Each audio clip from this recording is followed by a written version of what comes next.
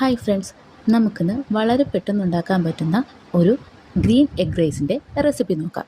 അതിനായി ഒരു ചൂടായ കടായിലേക്ക് വെളിച്ചെണ്ണ ഒഴിച്ച് ഒരു മീഡിയം സൈസ് സവാള ചോപ്പ് ചെയ്തത് അതിലേക്ക് ഇടുക. ഇനി സവാള നന്നായി വഴറ്റിയെടുക്കുക. സവാള വഴണ്ട് വരുന്ന സമയം കൊണ്ട് നമുക്കിതിലേക്കുള്ള മസാല തയ്യാറാക്കാം.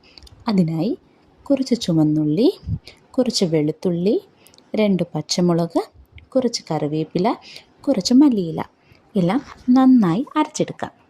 ഇനി അരച്ചെടുത്ത ഈ മസാല കടായിലേക്ക് മാറ്റാം. ഇതിലേക്ക് ആവശ്യമായ ഉപ്പ് കൂടി ചേർത്ത് ഇത് നന്നായി മിക്സ് ചെയ്യാം. ആവശ്യത്തിന് മഞ്ഞൾപ്പൊടി കൂടി ചേർത്ത് മിക്സ് ചെയ്യാം. ഇതിലേക്ക് 3 മുട്ട പൊട്ടിച്ചൊഴിച്ച് നന്നായി ഇളക്കി കൊടുക്കുക. മുട്ട കരിഞ്ഞു പോകാതെ ശ്രദ്ധിക്കണം.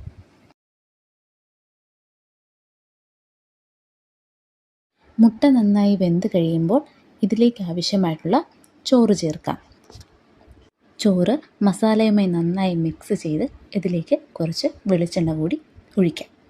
ഇനി ഒരു 2 മിനിറ്റ് മിക്സ് ചെയ്താൽ നമ്മുടെ ഗ്രീൻ എഗ് റൈസ് റെഡി.